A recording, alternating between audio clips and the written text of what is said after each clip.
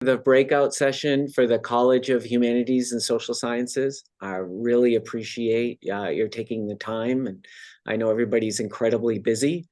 And so I really appreciate your taking the time to work on transfer advising and making it as smooth as possible for students, which is no easy task. And there's a lot of obstacles and learning for students to be able to do that, and your guidance is critical to the mission, and really appreciated.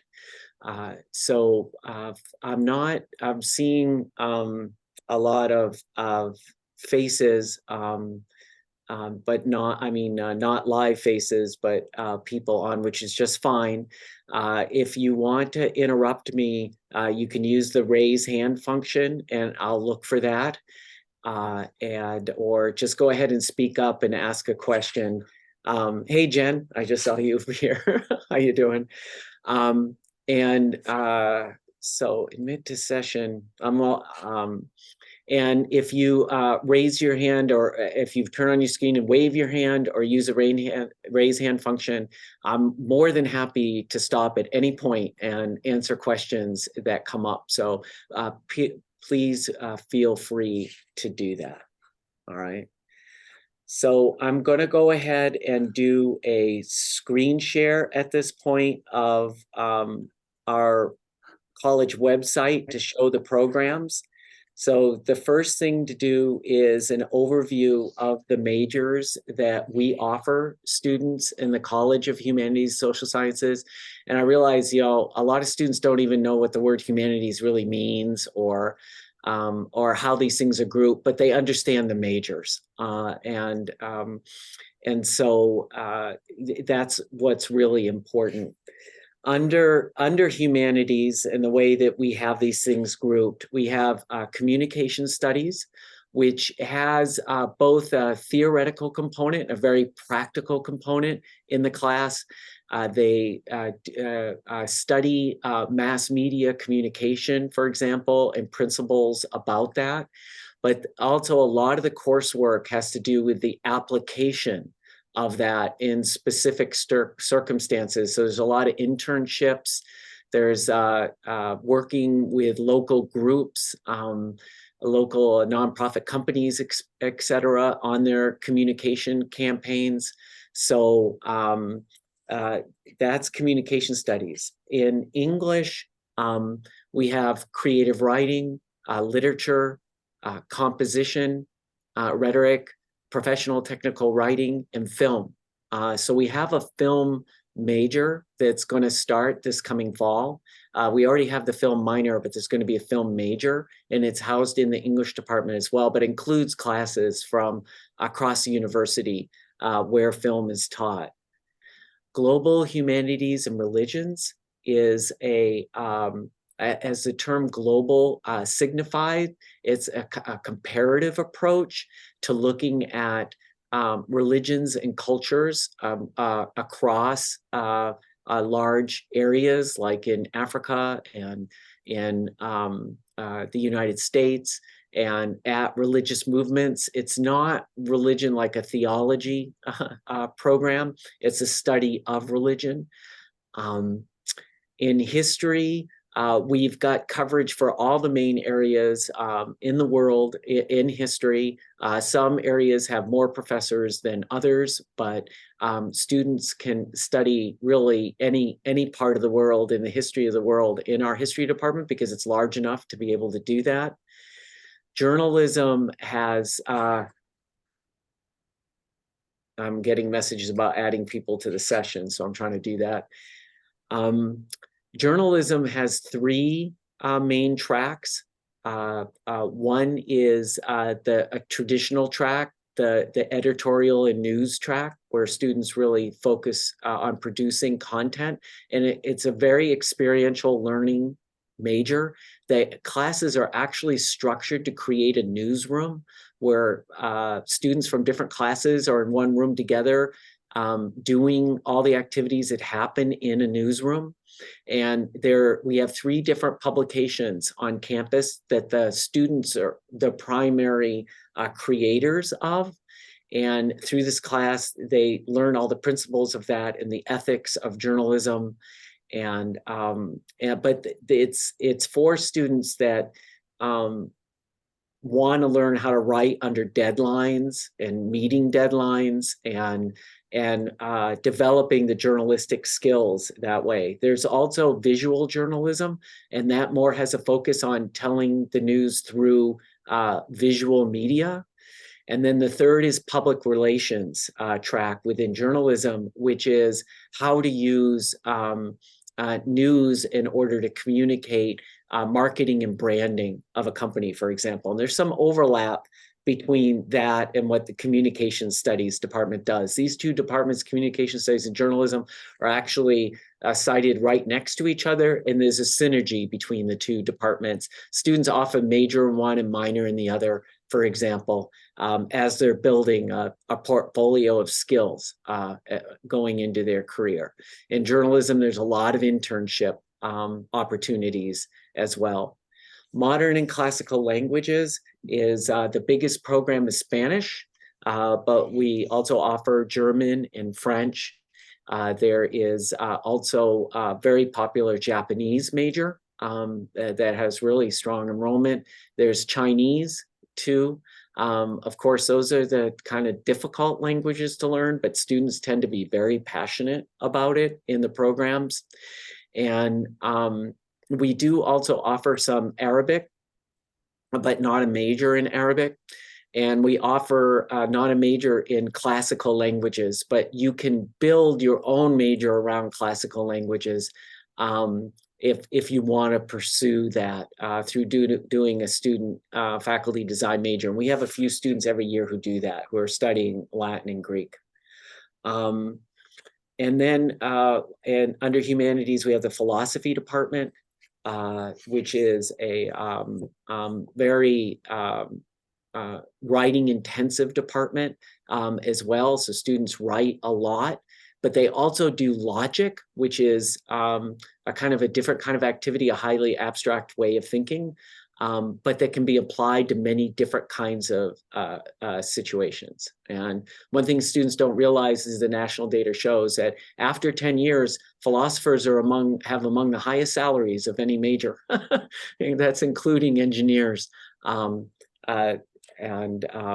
They get jobs in a variety of different places. In social and behavioral sciences, we have anthropology. There, you have different choices of tracks in that too. You can do archaeology, and so there's more science courses that are necessary within that. Or you can focus on cultural anthropology, which is more reading and then learning how to observe different cultures and notate those different cultures.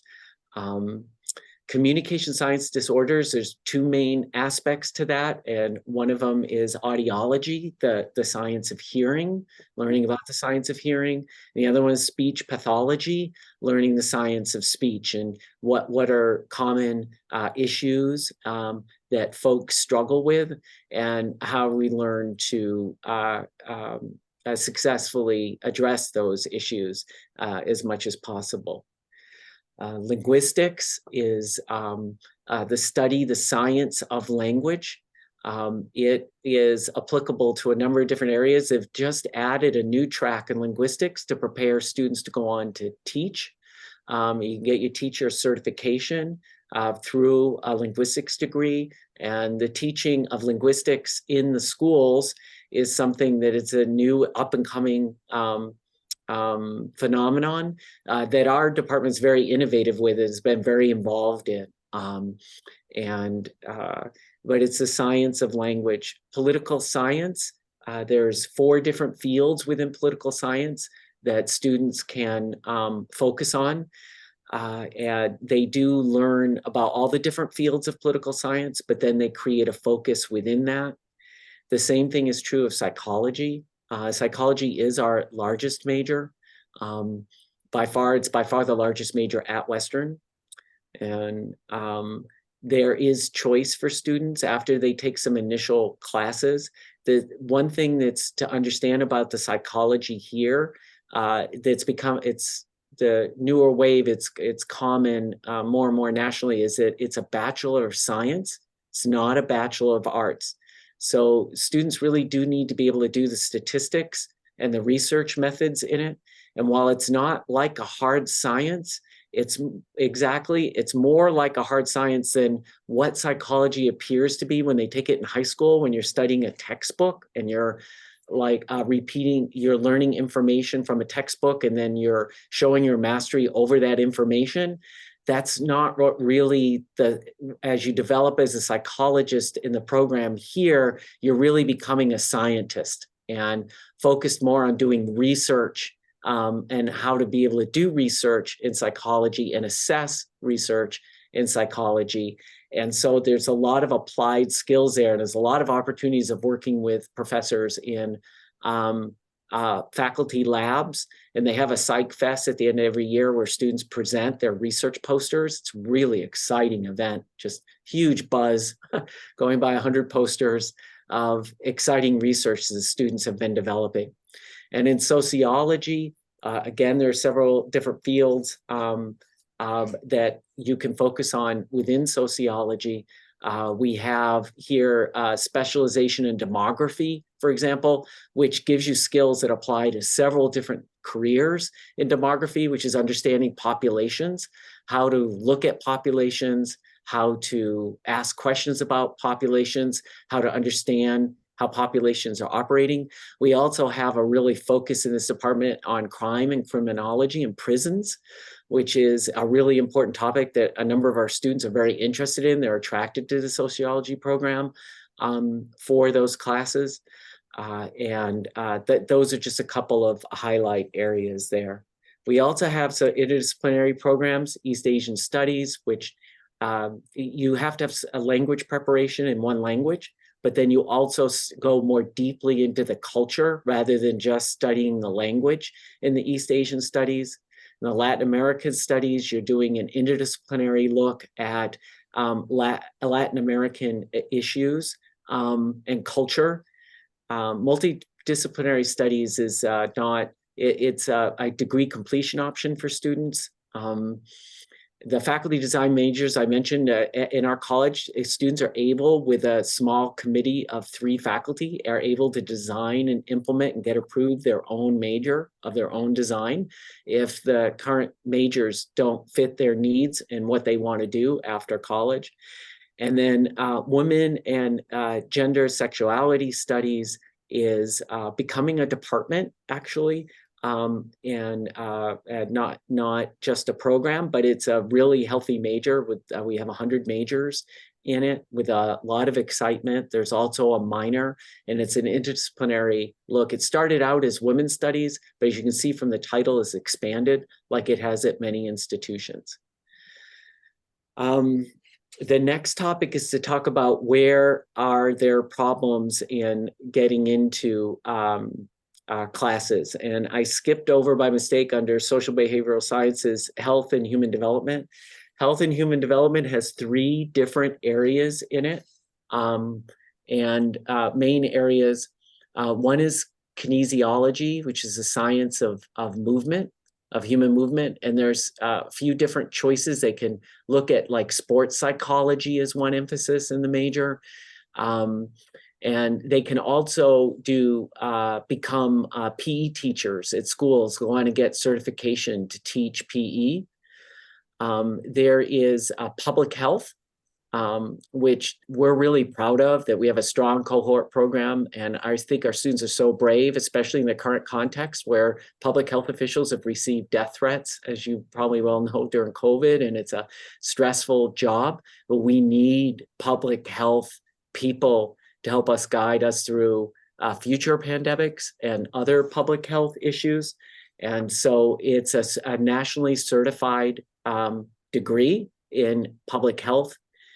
And we also have recreation leadership major, which is administrating in public parks, providing leadership programs, It also contains activities, park activities courses as therapy, and activities courses as therapy. And so you can get certified for that within that.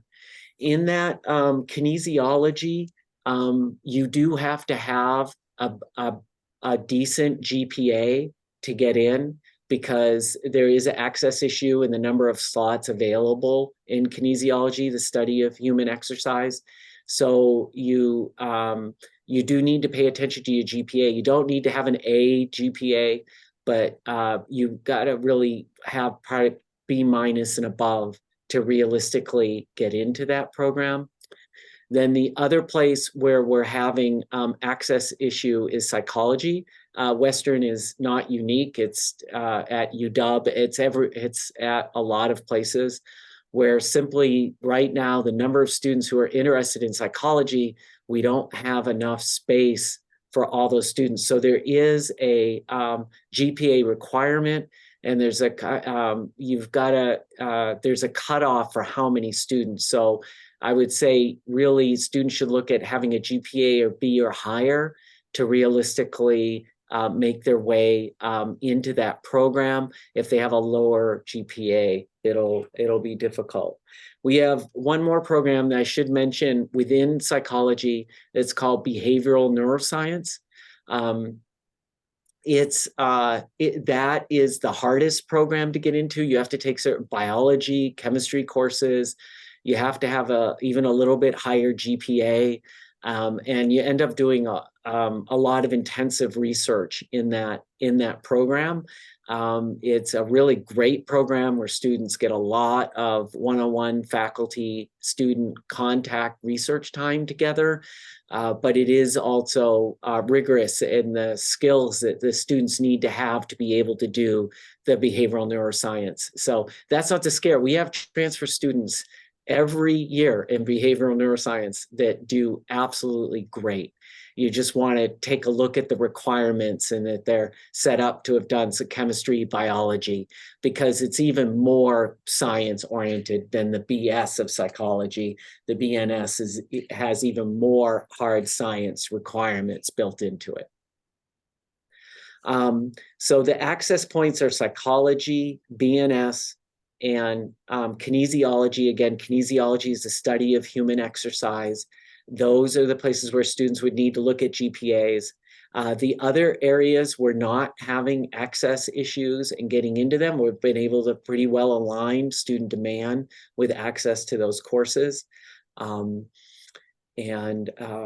is distinctive overall about the programs in our college?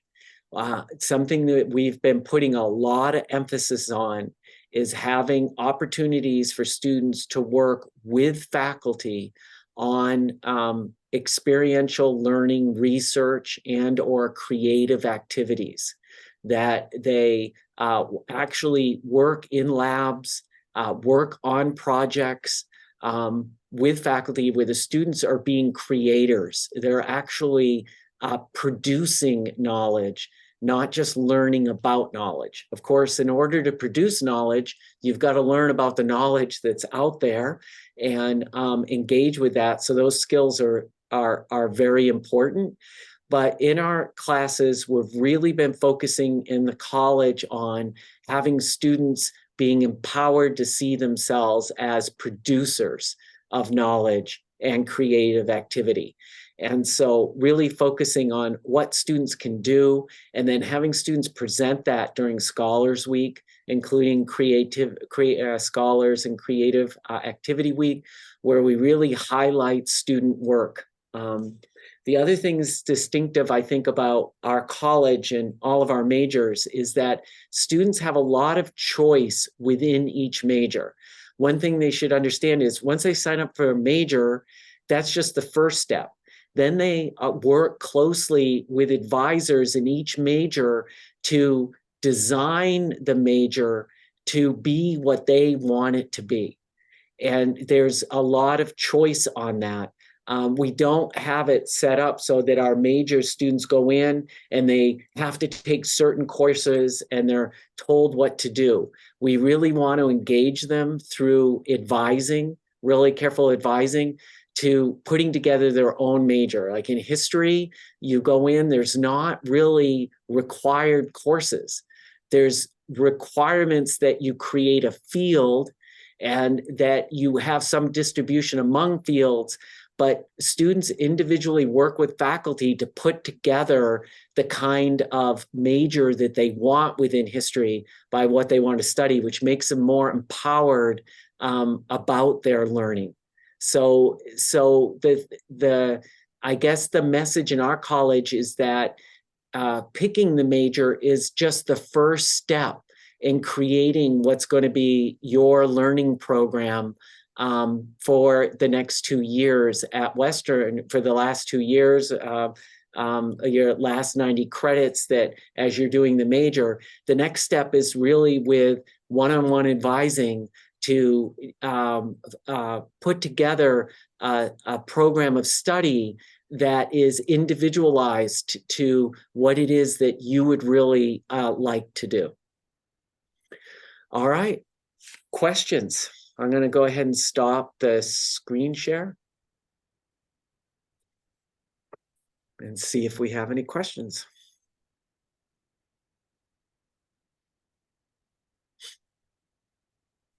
What I can say, if we look at an example, like if we look at, oh, maybe I should have done the screen share since I'm not hearing from anyone, which is fine. If you just look at the webpage, you look at psychology, for example, you can see here's behavioral science and the different programs. You can click on incoming students, and every department has a specific transfer place, like about transfer advising, about how to connect with transfer advising. And psychologies is one of the trickiest ones. And so there is a clear statement here saying all 3 programs are highly impacted, meaning the number of students wishing to declare exceeds the space available. So that's the reality. So there is the GPA becomes an important thing, and there's a major application process to go through, but it's all spelled out here for students and how they can make it work best for themselves. So each department has transfer advising. One thing that we've really worked on is for the transfer advising, we try to make sure that students have a seamless move into the major once they come to Western, so that through transfer advising, they can move right into classes where we've reserved seats for transfers in the classes that they need to make the most efficient and effective move into Western and into their new major. And we have developed programs to create like cohort experiences where we have some classes where we have several transfer students together so that the instructor is aware of the transfer students being there and of addressing the kind of issues that people have with moving from one institution to another, into one learning context into another. And we're striving to give better and better support for that. And we really care about that. So we have